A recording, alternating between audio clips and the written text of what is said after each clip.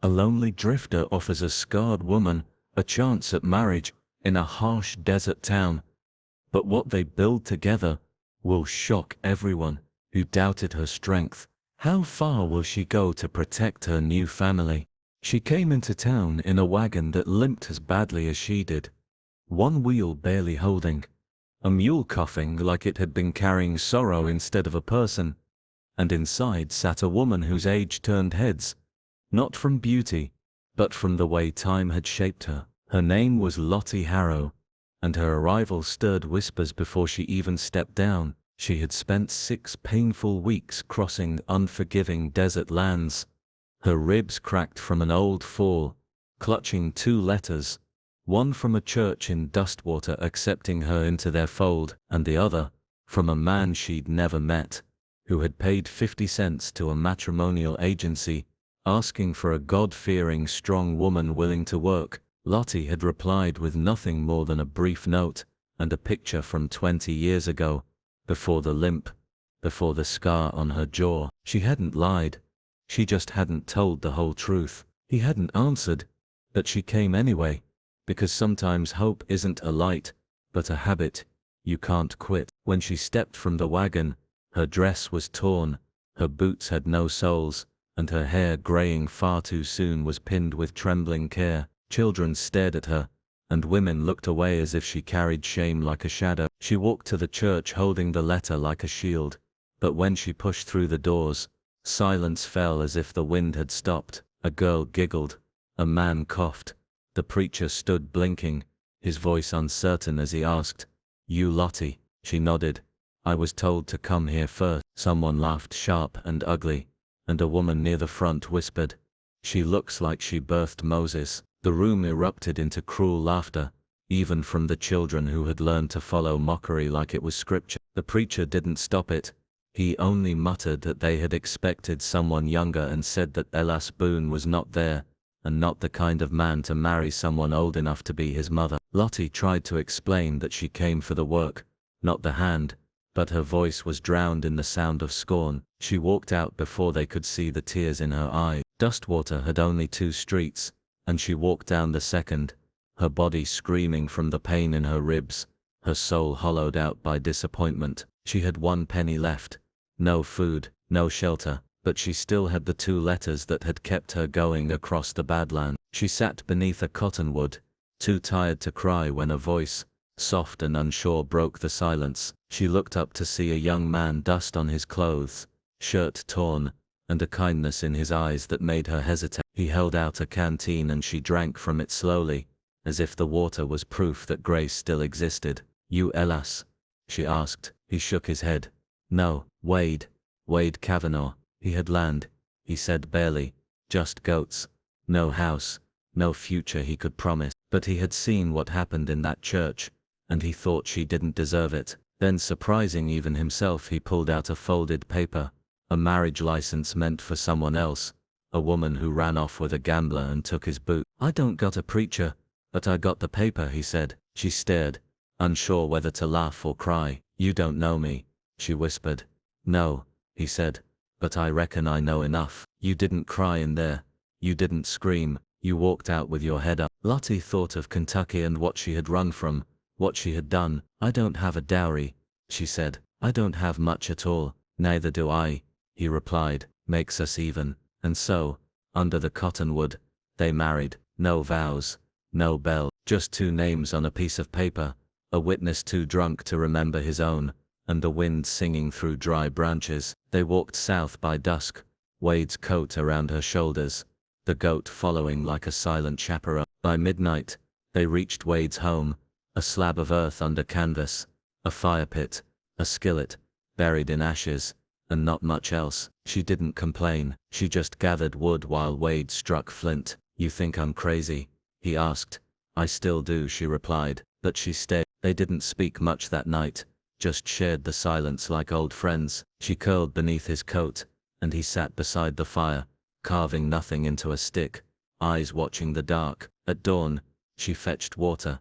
Wade taught her to trap frogs. She boiled them, chewed their bones, and didn't flinch. Days passed, slow and quiet. She mended shirts, he fenced in what little land he could. She limped less, but her ribs still hurt. They never talked about the wedding, or love, or what the town had done. Then one Monday, snow whispered from the sky, and a rider came from town. The preacher again. You should know, he said. People talk. You came under false pretenses. You married without church blessing. This isn't how things are done. Lottie's voice was calm. You humiliated me in front of God and neighbor, then wonder why I went to someone who didn't spit in my face. The preacher didn't like that, called her a ruin, said she didn't belong. She's my wife, Wade said. That's the only order I care for. The preacher warned them and rode off into the storm. That night, Lottie told Wade the truth.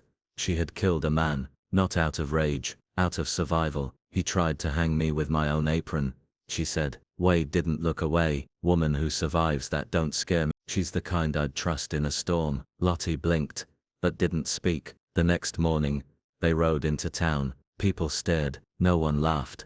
Not when she asked for salt, beans and shells. Not when Wade laid the coins down and stared until the clerk obeyed. They walked out quiet, and as they passed a mirror, Lottie saw her reflection scarred but standing. They'll never forget the church, she said. No, Wade replied, but they'll remember who walked out of it. He was young, rough-looking, and quiet. The kind of man who blended into shadows and didn't speak unless it mattered. And his name was Wade Kavanagh. Dust clung to his shirt. A tear ran across his collar, and his left hand was wrapped in cloth, stained from old wounds or new ones.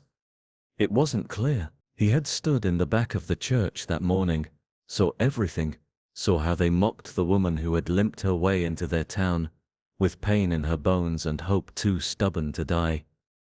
But he didn't laugh. When others turned their heads, he kept his eyes on her, not out of pity but out of something deeper. Something curious, like he was watching a storm gather on the edge of a dry field. Now he stood in front of her, as she sat under the only tree offering shade, her body nearly giving up. I didn't laugh, he said, quiet but steady. Figured you might want some water. He offered a canteen, cracked leather, but it was cold inside. She drank slowly, unsure what to say to kindness that came without a price. She handed it back, and asked, You ill us? He shook his head. No ma'am. Name's Wade. Wade Kavanagh. Lottie waited, unsure if he'd walk away or speak again. Instead he said something that made no sense at first. I got land, sort of. Squatters' rights. Down south, 2 goats, and an ox that don't listen. Not much, but it's mine. Lottie blinked, unsure if he was offering shelter or just conversation. Then he reached into his coat and pulled out a folded piece of paper, creased and softened, like it had been held too long.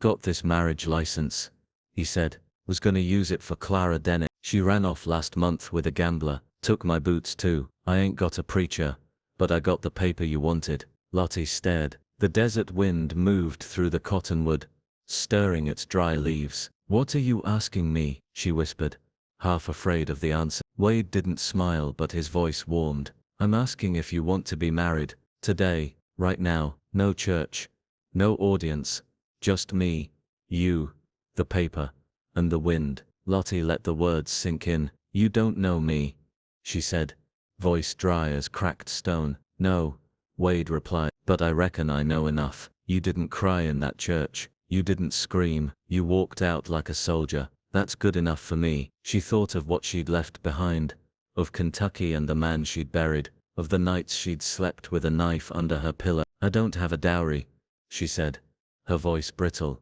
I don't have much at all. Wade nodded. Neither do I. Makes us even. She looked at him again. Really looked. Not at the dust on his shoulders or the way his boots were coming apart, but at his eyes. They weren't kind exactly, but they were clear. He wasn't lying. He didn't have reason to. The sky above them was the kind of hard blue that came before a storm, and still she said, All right. It was barely louder than a breath, but Wade heard. His grin came sudden and crooked, like he'd forgotten how. All right, he echoed. He pulled a stub of pencil from his boot, the tip worn flat, and with a shaking hand, he wrote their names on the paper. His handwriting looked like it had been tossed by wind. She signed beside him. The letters trembled. They found a ranch hand passed out behind the saloon, drunk beyond reason, but he mumbled his name and signed with an X. That was enough. Under the cottonwood tree they said no vows. There were no rings. The preacher's bells rang for someone else, not for them. No one cheered. No one came to bless it. But something began, quiet and real.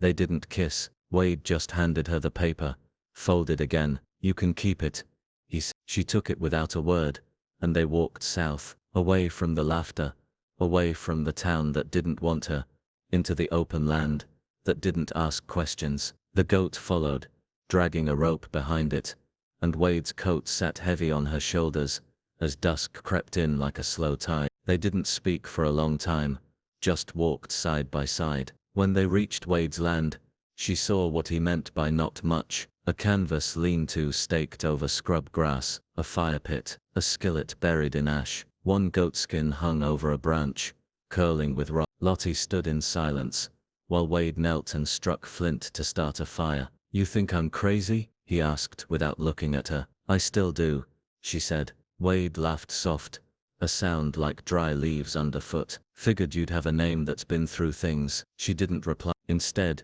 she gathered sticks for the fire, her hands moving like they remembered work, even when her body screamed for rest. That night, they didn't sleep much. The cold was sharp, cutting through the lean-to. She curled under his coat, and he sat beside the fire, carving lines into a stick with a dull knife. When she closed her eyes, she didn't dream. At dawn she walked to the creek, filled a pail with water, and Wade showed her how to trap frogs using a loop of string. They boiled them, chewed bones, and didn't complain. Hunger doesn't leave room for pride. Day by day, they worked quietly, together. She mended shirts with thread she found in an old tin. He patched the fence with sticks and wire. They never talked about the wedding, never spoke the word love, but the silence between them felt steady, like ground that held when everything else shook. Wade never asked about her limp. He noticed she used her left hand more than the right. He saw her flinch sometimes when wind blew too hard,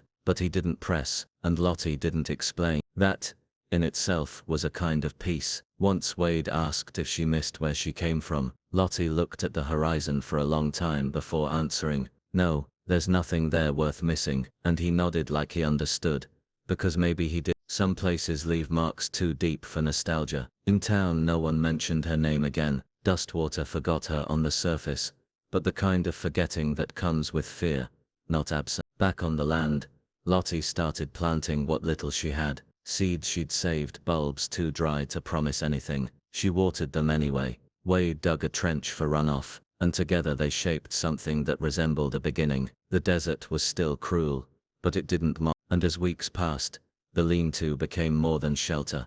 It became theirs. They didn't have much, but what they had, they shared. A marriage that started without vows began to feel like truth stitched from hardship. In the quiet between words, something like love started to grow, not loud or soft, but solid. They walked south with nothing but silence between them. No wagon to rest in, no saddle to ease the way.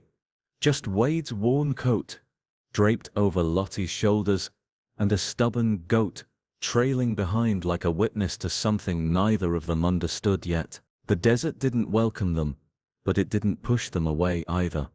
The land was dry, unforgiving, but honest in a way people weren't. When they arrived at Wade's place, Lottie saw what he had called home. A sagging canvas tent, staked down over a patch of scorched earth.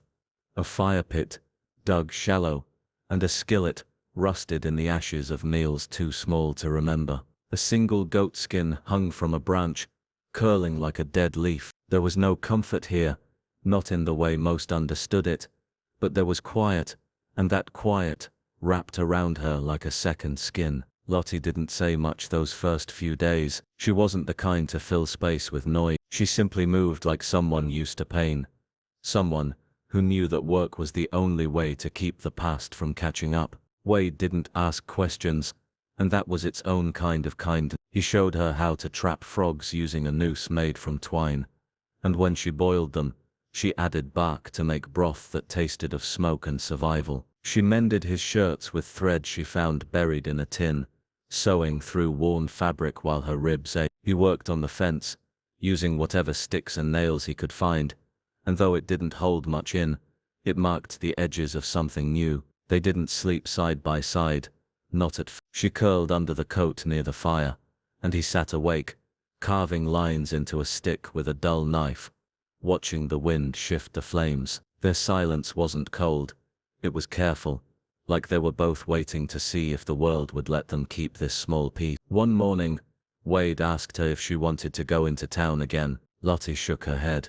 Not yet, she said, and that was the end of it. Days passed like sand slipping through calloused hands. The desert gave little, but what it gave they used. She found roots near the creek and dried them in the sun. He caught a rabbit, and left it for her to skin, and when she gutted it without blinking, he didn't say anything, just nodded like he'd expected it. She slept more as the pain in her ribs eased, though her limp remained. Her hands, rough and dry, never stopped moving. She tied twine, patched holes, boiled herbs. Wade noticed she used her left hand more than the right, and he never asked why. Trust built between them, not through words, but in the way they passed tools without speaking, in how they made space for each other, without needing to explain. They shared water, meals, and eventually stories, small ones, half told, not full confessions, but offerings. Then on a Monday, when the sky looked like it had been drained of all color,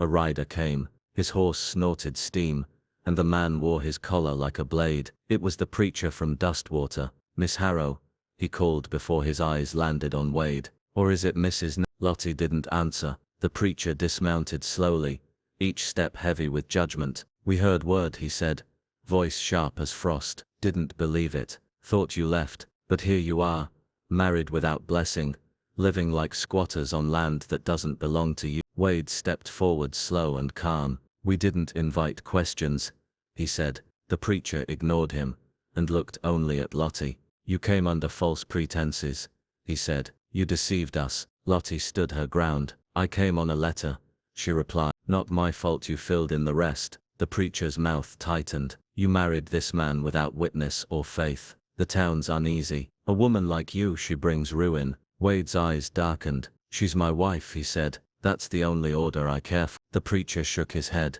You'll regret this. Then he turned, mounted his horse, and rode away like a storm that hadn't decided whether it was coming back. That evening, as the fire crackled low, Lottie sat with her knees drawn to her chest, watching the flames like they held answer. Wade sat across from her, the quiet between them thicker than before. Finally she spoke. He's not wrong, she said. I've brought ruin before. Wade poked at the coals. You running from a man? Lottie shook her head. No, from what I did to him. Her voice was flat as the land they lived on. I killed him. She didn't look away. He had it coming. Lottie didn't agree. Wade didn't move, didn't flinch. He hit you? He asked. Worse, she said. Wade's jaw tightened, but his voice stayed even. Law's got a blind side. I ain't the law. He stared at her for a moment, then added, still want me? Lottie met his gaze. You're not afraid? Wade leaned back, one hand resting on the ground. A woman who survives a man like that don't scare me. That's the kind I'd trust in a storm. She blinked hard, but didn't cry. She hadn't cried in Dustwater, and she wouldn't start now. The next morning, they rode into town. They needed supplies, salt, beans, shot. Her dress was pinned at the waist now, her hair pulled tight. Wade's boots had been stitched with horse sinew, and they looked like a pair who had been through something and survived it. When they entered the general store, the bell rang, and a hush followed. Mrs. Brantley stood behind the counter, the same woman who'd laughed loudest in the church. Her face went pale when she saw Lottie, but Lottie didn't pause. She walked to the counter, lifted her chin, and said, half pound of salt, tin of beans, 6 shells. The clerk didn't move. Wade stepped forward and laid down the coins. You deaf, Edgar? He asked. The clerk nodded, and began filling the sack. No one laughed. As they turned to leave, Lottie caught her reflection in the mirror behind the counter. The scar down her jaw looked deeper in the light, like a crack through porcelain. She didn't flinch. They'll never forget the church, she said, as they stepped outside. No, Wade said, but they'll remember who walked out of it.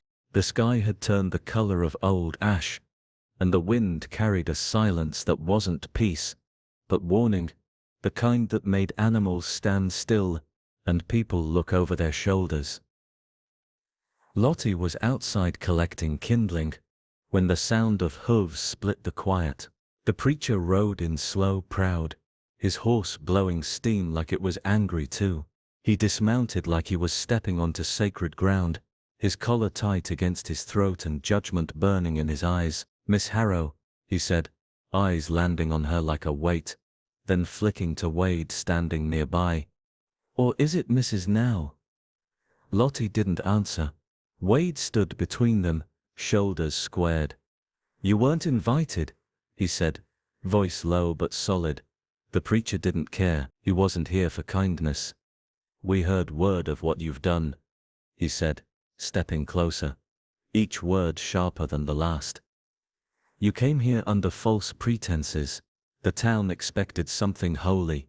Not," he didn't look at Lottie as a person, but as a blemish, something to be wiped away. "You made a mockery of our church, our town, and now you're shacked up with a drifter, hiding behind a piece of paper, and a goat." Wade didn't move, but his voice cut through like a blade. "She's my wife." The preacher's jaw tightened. "The town's uneasy, there's talk of trouble, you bring chaos with you. You're a stain." Lottie didn't react at first. She stood tall, chin lifted, though her hands trembled just slightly behind the folds of her skirt. "I didn't lie," she said. "I came on a letter. I followed the rules you wrote. You just didn't like the person who showed up." The preacher didn't argue, he just looked at her like he was waiting for her to fall apart. She didn't. Instead she stepped back toward the fire pit, as the preacher turned and mounted his horse, riding off without a goodbye. When he was gone, Wade and Lottie didn't speak for a while. The air felt thick with something unspoken. They went back to their tasks. Wade mending a fence post, Lottie cutting kindling, but the weight between them hadn't moved. That night, as the fire cracked low and the stars blinked like cold eyes, Lottie sat with her knees drawn up, watching the flames without seeing them. Wade sat across from her, hands calloused, dirt beneath his nails, eyes fixed on the dark. Then, without warning, she spoke. "He's not wrong." Wade looked up, his face unreadable. "About what?" Lottie swallowed hard. "I have brought ruin before." Wade didn't interrupt, he waited, silent and still. "Back in Kentucky," she continued, her voice flat and quiet. "I was married. It wasn't love, not even kindness. He hit me, hard and often. Then one night, he tried to hang me with my own apron strings." She looked into the fire. "I stopped him, with a poker, hit him once. He fell, didn't get up." She paused. "Lot didn't believe me, said I was lying, said women like me always lie, so I ran." Her voice didn't shake. She had told herself the story too many times for it to feel new. Wade didn't move, his gaze didn't falter. "He hit you?" he asked. "Worse," she replied. "He made me believe I deserved it." Wade leaned back slightly, staring into the fire. "Law's got a blind side," he said. "I ain't the law." Lottie didn't say anything, unsure what he was thinking. Then he added, "Still want me?" She blinked. "You're not scared?" Wade shook his head. "A woman who survives that, that's the kind I'd trust in a storm." The silence that followed was no longer cold. It was full of something heavier, truth maybe, or the beginning of understanding. From that night on, things changed between them, not with words or touches, but in the way they moved around each other. Wade made coffee, and left it near her spot without saying a word. Lottie stitched up his shirt sleeves, tighter so they wouldn't catch when he worked. They still didn't speak much, but their quiet had shifted into something steadier. When Wade caught a rabbit, he left it for her to clean because she was faster. When Lottie needed water from the creek, he walked with her, not because she asked, but because he knew what could wait in the brush. They worked like two people who had stopped trying to prove anything. Lottie began using her right hand again, slowly. Wade built a better lean-to with a thicker canvas roof. One night she found him sleeping, sitting up, arms crossed, eyes barely closed, and she threw her coat over his shoulders. The next morning, he didn't mention it, but she found the coffee already boiling. Then came the snow, early, thick, and cruel. Their supplies ran low. The ox vanished, likely taken by wolves. They were down to squirrel meat and melted snow. Lottie scraped lichen off stones and boiled it with bark. Wade's hands cracked from the cold. Still neither complained. They shared what they had, even if it wasn't enough. One evening, Wade returned from setting traps, blood on his knuckles. Lottie looked at him, then the split skin, then back at his face. Fence post. He nodded, and they both knew it was a lie. She tore an old letter into strips, and wrapped his hand in silence. That night, the wind screamed through the seams of their shelter, and she lay awake listening to his breathing beside her. I used to think marriage was a prison, she said, soft and slow, but it rotted you over time. Wade didn't respond right away. Then he said, and now? Lottie turned her face toward the fire. Now it's work, but the kind I can live with. Wade looked at her, his eyes dark and tired. You think they'll come again? He asked. The townfolk, the preacher, Brantley, someone. Lottie didn't answer, but her hand slid toward the rifle they kept loaded near the bed. Later that week, someone carved a cross into their tree, fresh, deep, and clean. A warning. She burned the meat she had been cooking, and wrapped her shawl tighter.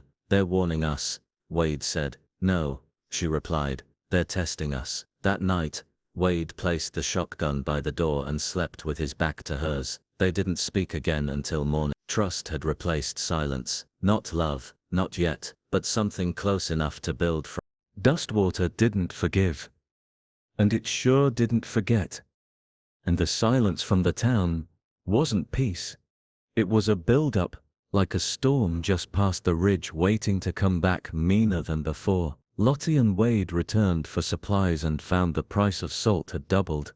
Though the clerk wouldn't meet their eyes when asked why. People crossed streets to avoid them. The old man who had been drunk enough to sign their marriage paper vanished without a trace, and his cabin was found burned, black wood left like a warning nailed into the earth. Then one morning, Lottie stepped outside and found a cross carved deep into the cottonwood.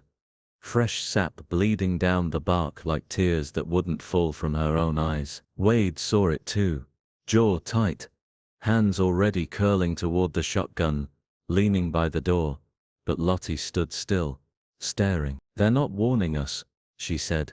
They're testing us. She didn't cry, didn't flinch. The air had turned colder by then, snow coming in flurries that clung to everything like the past. They should have packed up maybe, should have ridden out and left the hollow behind, but they did. They stayed. The lean-to was patched again with extra canvas Wade traded a knife for. The goats stopped giving milk. The traps came back empty, more often than not. Lottie boiled bark, scraped moss from stones, brewed bitter root into. Wade said little, but every time he set his rifle down, it was closer to reach. They slept in shifts, one always near the fire, one always listening to the wind for hoofbeats or worse. The ox that had wandered weeks earlier was found by Wade's tracks, drag marks, blood smears, likely wolves.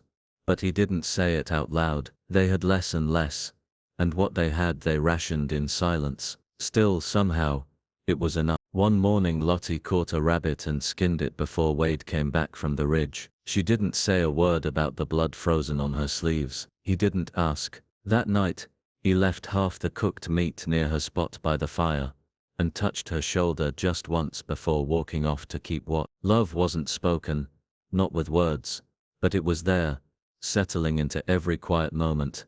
Every time he poured her the last of the coffee or she mended his sleeves without him asking. They held hands once, only once, under the moonlight, bare fingers in the cold, not for comfort but as a way of saying, still here. The fire between them didn't roar. It glowed steady, small, a warmth that refused to go out. In late January the snow thickened until the path to the creek was nearly lost. Lottie tied twine to a stick, and dragged it behind her so she could find her way back. Wade built a windbreak from fallen branches and old shirts stitched into a wall. They ate squirrel when they could, and when they couldn't, they boiled hoof scraps or whatever bones they could find. One evening Wade returned with a busted lip, said it was from ice, but Lottie saw the bruised knuckles and the tension in his jaw. She didn't ask who he'd fought. She just tore another letter, and wrapped his hand, binding him in silence. That night she spoke without looking up. I used to believe love was soft, sweet, easy. Wade looked at her from across the fire, and now, now I think love's the thing you choose to carry, even when it gets heavy. He didn't respond, just watched her with the same calm he always carried, like a man waiting out a storm. In early February someone dumped hog entrails upstream where they drew water. Wade burned the creek bed, and moved their source half a mile west. The air reeked for days, but Lottie never gagged, just boiled snow, and added bark to kill the bitterness. One morning they woke to find the canvas slashed, a knife mark clean through. Nothing stolen, just a message. They fixed it and never said a word about it again. Lottie started sleeping with a shotgun cradled near her ribs, and Wade began burying their traps deeper in the canyon, where wind carried fewer voices and stones offered better hiding. Through it all they kept going. One day she found a wild onion sprouting through the frost, and brought it back like treasure. Wade smiled, tired but real, and they split it raw between them. A week later, he handed her a carved spoon without explanation. It fit her hand perfectly. March came without warmth. The sky stayed iron-colored, and Lottie's fingers cracked from cold, but she worked sewing, boiling, mending. She found ways to stretch beans into broth, turned goat hide into patches for the roof. Wade rebuilt the door after wind tore it from its hinges. They barely spoke, but when they did, it was short, precise, necessary, and yet every silence between them was full of things unspoken but understood. One evening Wade caught her staring at the fire, not blinking. He sat beside her and offered a blanket. Their arms touched. She leaned against him, head resting near his shoulder, and they stayed like that for hours, saying nothing. No plans, no dreams, just warmth shared in a world that gave them very little. When the preacher hadn't returned and the town stayed quiet, they knew it wasn't mercy, it was something worse. It was planning, waiting. Dustwater didn't forget, and neither did they, but Lottie had stopped fearing the day the past would return. She sharpened the knives with care. She boiled roots before sunrise. When Wade asked once if she missed anything about who she was before, she said no. Everything I lost was something I survived, and that was that. One night as wind bent the trees hard and the fire sputtered low, Lottie whispered, "You regret?" Wade shook his head. "This life, these days, no, it's the first thing that ever felt mine." And Lottie reached out, touching his hand again, fingers lacing gently. "Mine too," she said. That winter didn't break them, it bent them, scarred them, but they were still standing, and the fire still burned. They came just after dawn, when the mist still clung low across the canyon, and the smoke from the morning fire hadn't yet drifted beyond the trees, and Lottie knew before the hoofbeats even reached her that this time it wasn't about questions, it was about answers demanded at the end of a barrel. 10 riders lined the ridge, a crescent of shadows against the pale sky, armed and angry, and at their center stood the preacher from Dustwater, no longer carrying just a Bible, but a sidearm tucked beneath his coat, like righteousness given steel. To his right, a bounty hunter with a sneer and a scar across his throat, pistol slung low like a promise he meant to keep. To his left, Brantley's boy, rifle resting across his thighs, face hard with something that might have once been fear, but had long since curdled into hatred. Wade stood outside the lean-to already, rifle cradled in his arms, dirt still under his nails from digging the new root cellar. He didn't flinch, didn't step back. Lottie stepped beside him, her shotgun in her arms, not raised yet, but not lowered either. She wore her work dress, patched and worn, her sleeves rolled up, and hair tied tight, the scar on her jaw catching the weak light, like an old wound that had learned how to shine. "You've been warned," the preacher shouted, his voice echoing. "You've mocked the church, harbored a fugitive, shamed this town." Wade nodded once, calm as stone. "You said that before. We bring judgment now," the preacher added, and the men beside him shifted, hands brushing triggers. "Last chance." Lottie stepped forward. "If it's judgment," she said, loud enough for them all to hear, "don't send 10 men, send God." Murmurs followed. Someone spat, and Brantley's boy lifted his rifle halfway. The bounty hunter raised his voice next. Gruff and certain, "She's wanted. Kentucky's got a warrant. She comes with us." Wade shook his head. "You'll have to drag her, and that means dying first. Then you're dying too," the hunter replied. Lottie raised her shotgun. Steady, aimed low but sure. "I buried one man. I've got room for more." For a heartbeat, no one moved. Then the first shot rang out. Not from the ridge, but from the canyon behind the riders, sharp and echoing like a crack in the sky. A rider screamed, falling sideways, his horse rearing. Another shot followed, tearing the hat clean off one man's head, blood speckling his ear. Chaos broke loose. Horses bucked, men shouted, bullets flew. Wade dropped low, shouldered his rifle, fired once, clean. A rider tumbled off his horse like a sack of grain. Lottie stayed firm, fired into the dust, and her target's mount flipped, rolling over its rider with a crunch. Screams rose, and the stampede began. Riders turning, retreating, the preacher frozen in place, his gun drawn but shaking. Lottie and Wade stood their ground as the preacher stared, his lips parting to speak but no sound came. Wade walked toward him, slow, rifle still pointed down but ready. "You came out here to kill," Wade said, "but didn't bring a spine." The preacher's hand trembled. "She's not your burden." Wade's voice was steady. "She's my At that moment Lottie stepped beside him, raising her shotgun, until the barrel hovered just above the preacher's boots. Her eyes weren't angry, they were full of something heavier, resolve, grief, a kind of quiet fire that didn't burn out. "He tried to hang me," she said, loud enough for the retreating riders to hear. "With my own apron strings. I stopped him. That's not guilt, that's survival." The bounty hunter, bleeding from a grazing shot to the leg, glared but didn't speak. Brantley's boy was gone, his horse galloping blind through the brush. The preacher looked at her, really looked, and what he saw wasn't a victim, wasn't a criminal, but a woman who had already lost everything and built herself back from ash. He dropped his gun and turned, boots crunching over frost, the silence behind him thicker than any sermon. And then the shooter stepped from the rocks, no older than 16, rifle still warm in her hands, her dress torn at the sleeves and dirt smeared across her chin. She didn't say anything, just looked at Lottie like she already knew her. Lottie lowered her weapon and nodded once. "You shot first," she said. The girl nodded. "Why?" Lottie asked. The girl looked back down the hill, at the scattered bodies, the blood on the snow, then back at Lottie. "Saw your face," she said. "Figured you were like me." Wade lowered his rifle slowly, watching her. "What's your name?" Lottie stepped forward, gently took the rifle from her, and set it aside, like she was unburdening a soul instead of a weapon. "Come eat." Mara didn't hesitate. She followed them back to the fire where a pot of squirrel stew still simmered, untouched through the battle. That night they buried the dead under a crescent moon. No prayers, just stones piled neat and quiet. Mara sat close to the fire, her hands still shaking, eating slow, like she didn't believe it was real. "Where'd you come from?"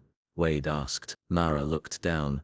"North Ranch near Broad Hollow." "My uncle." She didn't finish. Lottie didn't push, she only nodded. "You can stay." Mara looked up, eyes glassy. "Even with blood on me?" Lottie didn't hesitate. "We're all blood-stained here. The question is what you do with it next." Mara didn't answer, but she didn't leave either. In the days that followed, she helped stack wood, set traps, wash clothes. She didn't ask for permission, she just started doing things, as if she'd been waiting her whole life to be useful. Lottie taught her how to boil roots properly, how to tell if a hide was too dry to salvage. Wade gave her a knife, and she didn't smile, just nod. One morning, Lottie caught her standing by the cottonwood tree, fingers brushing the cross carved there like she was reading a map into a world no one else saw. She didn't cry, she just pressed her hand against the bark, and whispered something only the wind heard. That evening, as the fire cracked low and the stars blinked into life one by one, Wade turned to Lottie and said,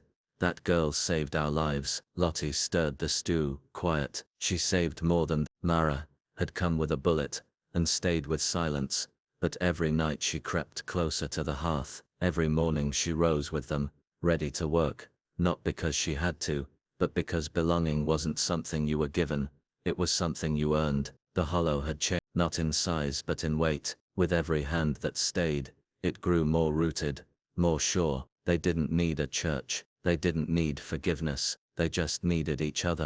They came quietly at first, one by one like ghosts, with nowhere left to haunt, their faces drawn with hunger, hands trembling with stories they didn't dare speak aloud, women with scars that told of pasts they had barely escaped, men with bruises that hadn't yet healed, and children who looked at the world with eyes far too old for their years. Lottie didn't ask questions, didn't demand names or pasts, or proof of worth. She just stepped aside and let them in. Wade built more walls from whatever lumber they could scavenge or trade. Old barn wood, sun-split planks, stone and sweat. Mara dug fire pits and showed new arrivals how to sharpen sticks into defense. They dug a second well when the first ran low, then a third as more people arrived, pulling buckets of cold water from a land that had once wanted nothing to do with them. Lottie taught the newcomers how to boil roots without poisoning themselves, how to patch tents with old shirts, how to mend skin and spirit with the same patient hands. Some came limping, some didn't speak for days, others clutched children tight to their chests, like shields. A woman with a cleft lip, and a baby that never cried, a man whose arms were wrapped in burns, a boy with a bruised neck, and no voice. None were turned away. They were given what little could be spared, food if there was any, warmth if the fire held, and space to breathe, space to forget, or to remember on their own terms. Lottie called it nothing at first, just the hollow, but word began to spread beyond the canyon, carried on trader tongues and whispered across fence lines, about a place where no one asked where you'd been, only where you wanted to go. Soon people came with barter, spools of thread, tins of peaches, used axes, stories about lost towns, and broken promises. The lean-to became a cabin, then two, then five. They carved lintels from the cottonwood trees, and marked them with a triangle, an arrow pointing down, a symbol of shelter, of resistance, of staying. Mara etched it with a knife into the main beam of the first cabin, and people touched it when they walked through like it meant something holy. The fire pit turned into a gathering place. Goat stew simmered in old pots, and laughter, scarce but real, started to crack through the silence, like new growth after frost. Then one day, a rider came. He was young, clean,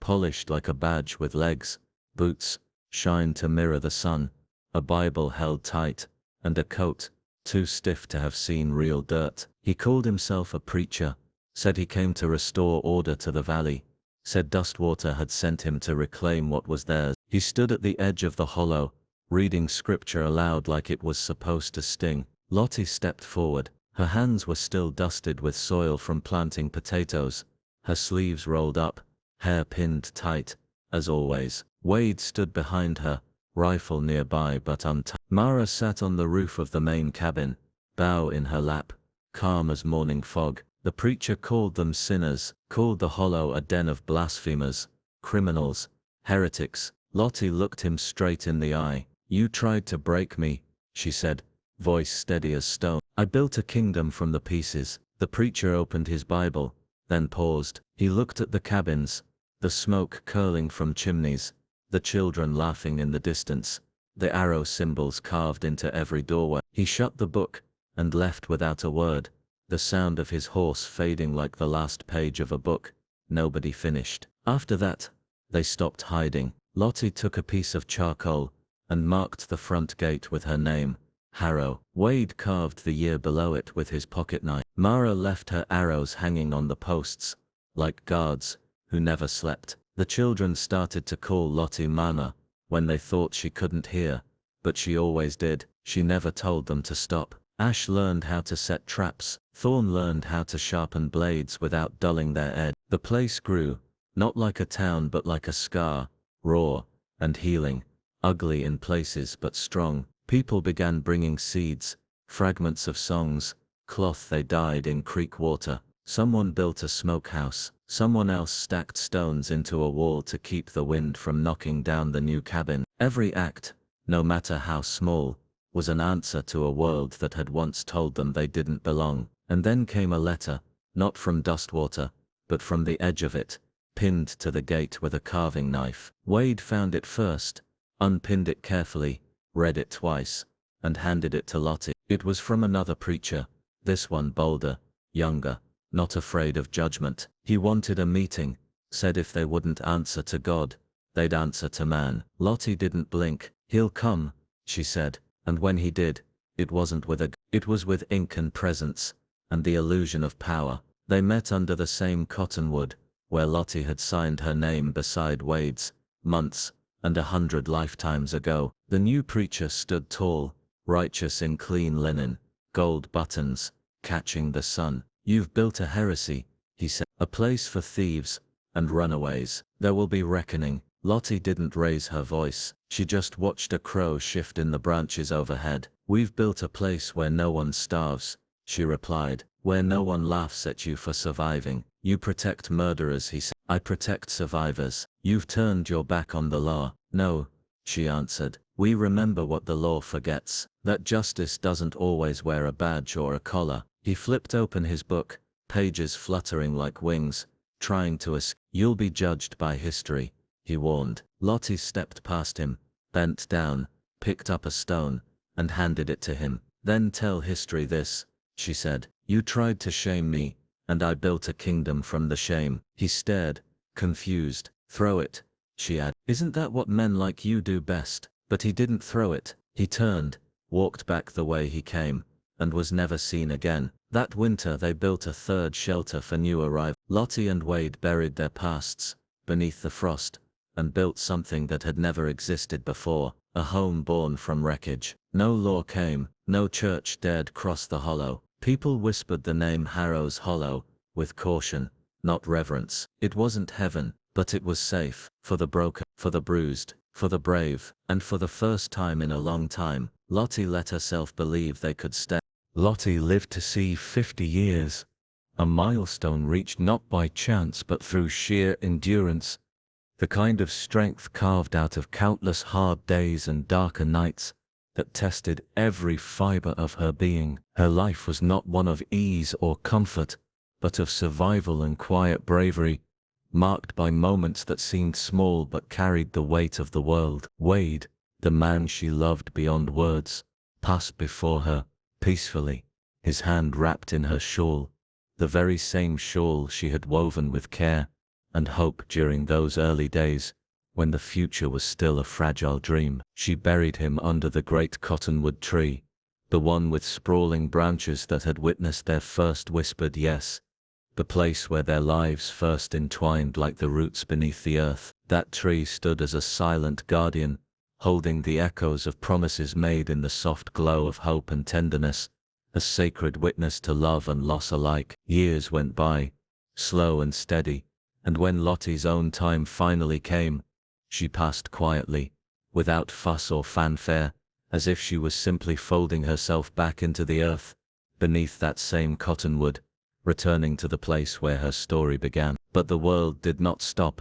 The others around her kept going, planting seeds in cracked soil, building homes from rough-hewn timber, surviving each harsh season as best they could. The land was unforgiving, the days long and often cruel, but they persisted. Dustwater, once a place of hope and hardship, became a name whispered with caution, a place no one dared return to for fear of what ghosts still lingered in the dust and wind. Yet Lottie's name remained, written boldly on the gate that marked the entrance to this scarred but sacred ground, a sanctuary born not from dreams of easy peace, but from grit, mercy and a fire that refused to die out no matter how fierce the storms. That fire was the heartbeat of the place, a reminder that some women are not broken by their pain or their trials.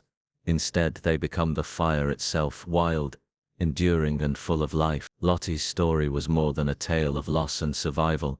It was a testament to the unyielding spirit of those who refused to be defined by the hardships they faced. It was a story whispered on the wind and carried through the ages, a symbol of hope for those who still struggled to find their place in a world that often seemed determined to erase them. What made Lottie different? Was it her quiet strength?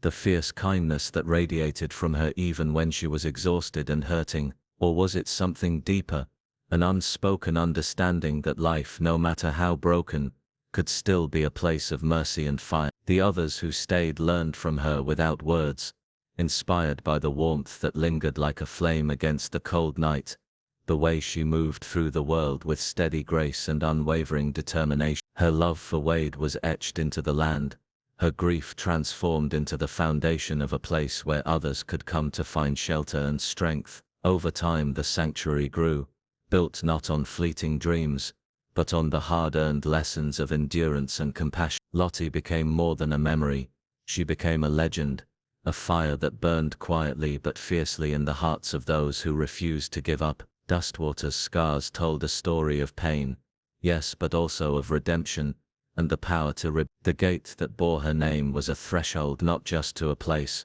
but to a spirit that dared to face the worst and still chose to burn brighter. People came from far and wide to hear the story, to see the place where hope and fire lived side by side. They marveled at how a woman, faced with so much loss, had not only survived, but had become the light that guided others through their darkest times. Lottie's fire was not a blaze that consumed recklessly, but a steady flame that warmed the coldest nights and illuminated the way forward. It was a fire born of mercy, the kind that forgives and protects, the kind that holds on to love, even when it feels like everything is slipping away. And so her story lives on, a reminder that some women are not broken by the trials they face, but transformed into something stronger, something alive, something that can never be put out. Because in the end it is not the absence of pain that makes a person strong, but the courage to carry it with grace and use it to kindle a fire that lights the way for others. Lottie's fire burns still,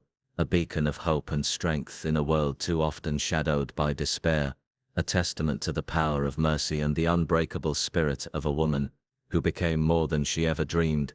She became the fire.